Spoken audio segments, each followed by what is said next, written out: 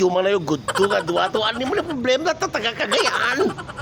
Mga taga Cagayan, boys? Dili jud ko ganahan na nila kay mga pisot. Talaga ka maging mga babayan ni pisot kakagyan mo tato. Punta mo rin matin dyan yato na. Ini tapalat na kami talaga na para medyo malafu ito. Igong mo tato pisot kay pisot yo. Igong mo.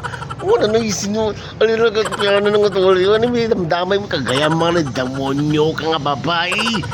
Ako po, tahagayan nga wala lalaki, di ko ganahan anak, kay nga no, mga pangit sila og sitro, pagin mga ilong yak, Ali ka pag itabi kurkurok mga anchog pa naman kapay tsurang ka pa malili.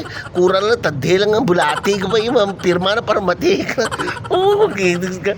Ali mo lang nakamukha mo na sisinggo ka pagkapaggalan gublog tayo inodoro. Taka ko ano pakaro at tayo na. No to Cagayan, boys! Mas lalo ni kami nga tagagayangan na. Ari mi kaya na yung ate Eno, bilog.